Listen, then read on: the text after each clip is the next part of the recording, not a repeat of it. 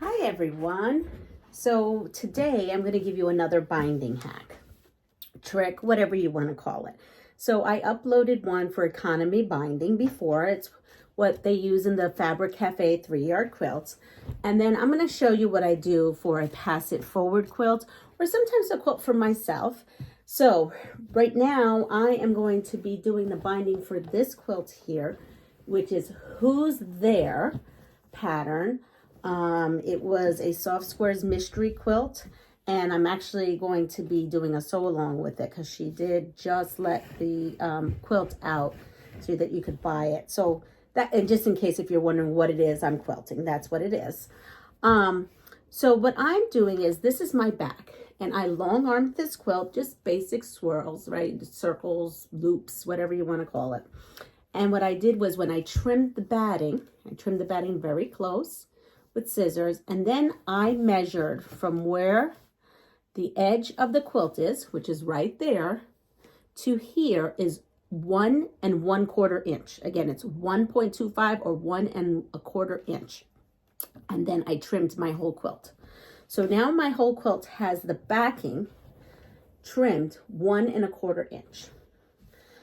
Now, what you can do, and what I've done for years, is that I have taken this, and what I had done is and really this is a good method too, I would take this and fold one fold in, right? I'm bringing this piece and bringing it to the edge of my quilt, and I would iron it flat,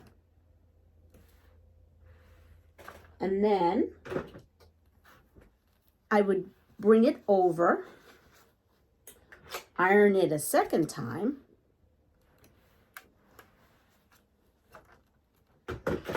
and then take binding clips and clip. And I would do that for the whole quilt. But a subscriber who came to my house for a sit and sew said, oh, I'd rather do it with not ironing because I'm just, we had a lot to do. So I had decided that I was going to try that. And boy, the time saver that was. So that's the hack I'm going to show you. So really, for years, I've done it this way, where I've ironed and clipped it. But Anna, one of our subscribers or peeps, told me she just will do it without ironing ahead of time and clipping. And you know what? It does. It worked out pretty good. So we're going to do that because I bound a whole bunch of quilts, a lot of them, doing it this way. And, I just felt comfortable. So again, I am taking this edge here. I don't know if you could see. And I am folding it in. I am folding it in half and then folding it over again in half. And I'm going to go down. And we're going to do this in real time because I want to show you how we're going to miter.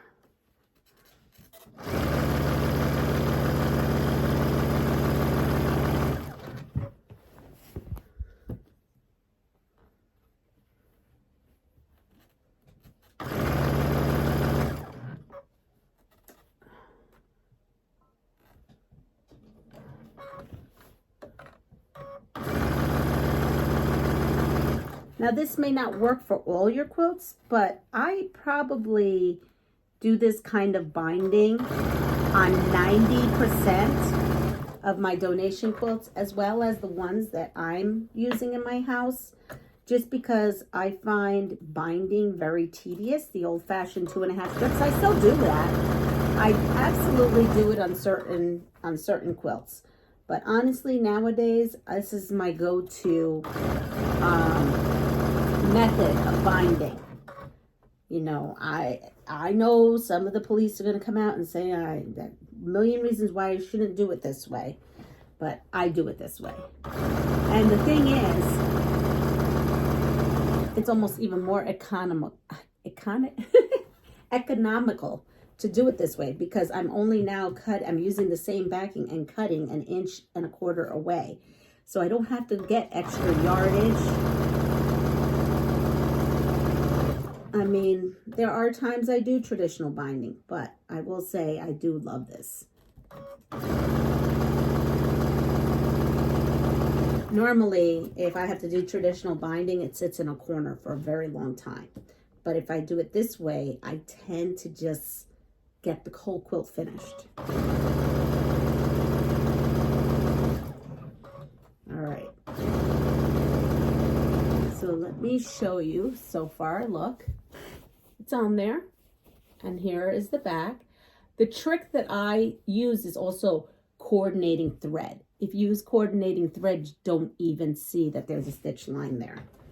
And I use the coordinating thread that coordinates to the front and to the back.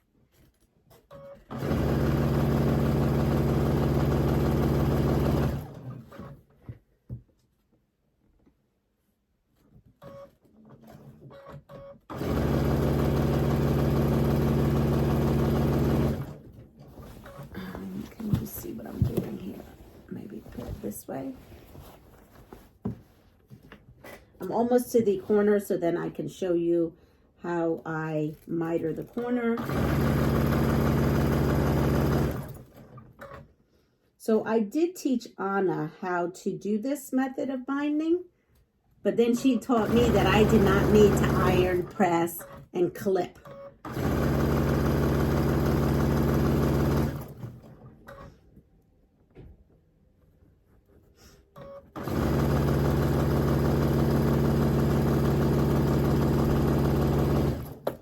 All right, so we are to the end, and you're not going to be able to see, so I'm going to move this camera. Sorry. I'm going to move this camera.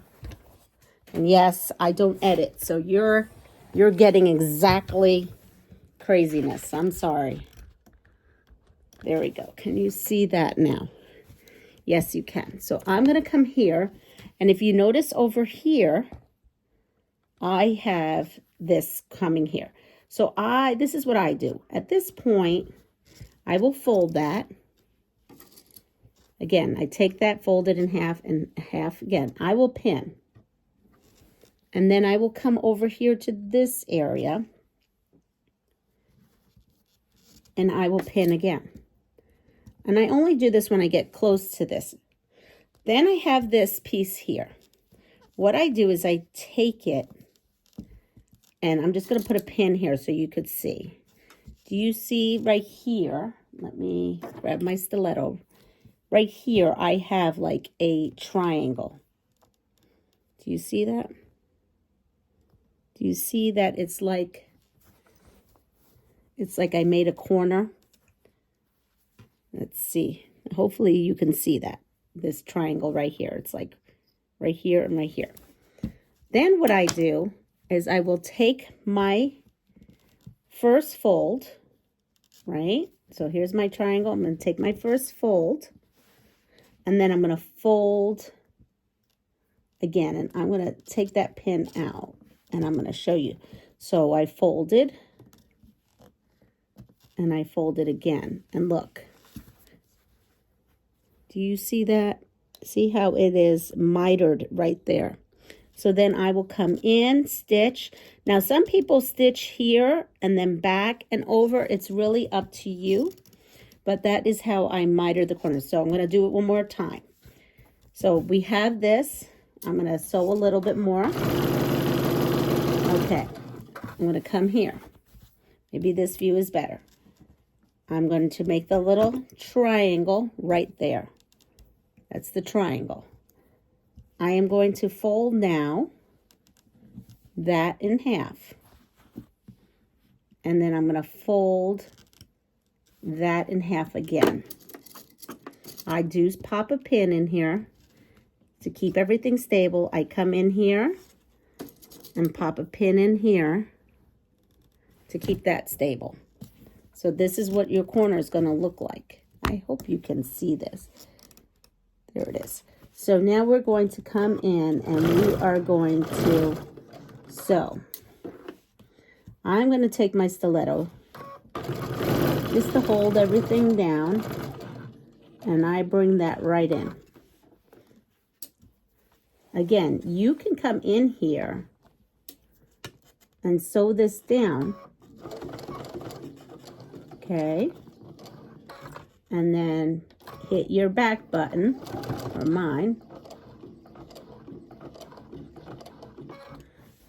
And then, whoops, then all we're doing is we're pivoting, right? Because we have that, we're pivoting. And we're going to just continue. Boy, sometimes this bunchiness. All right. So I'm going to move the camera one more time. And I'm going to try to get different angles for doing things so that you can grab this better. Let's see. Okay, so here we go. We're going to come over, and I know this is long.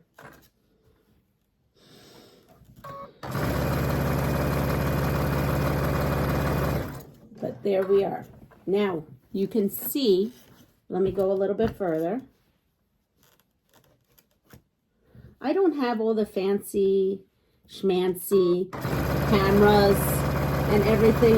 This is very much, my budget for all this stuff is very low. So I'm just showing you what I can. But here you are. Right here is that mitered corner. And there's the back of it. So I hope this helps someone, inspires someone to play. You're just going to have to play with it for yourself, you know. You're just going to have to play with it for yourself. But at least I'm giving you kind of a hack, a tip and trick, I hope. Let me know what you think. I do know that, you know, again, I know about the camera situation. And I know that I don't edit, so I don't need those comments. But definitely, if you have any questions, I'm happy to help. And I hope you all give it a try, because look, it goes on easy. I'm going to show you this quilt right here.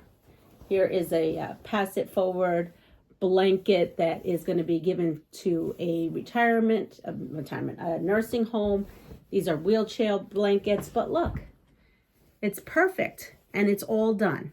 So everyone, have a wonderful day. Take care of yourself. And if you like this trick and this hack, please share it.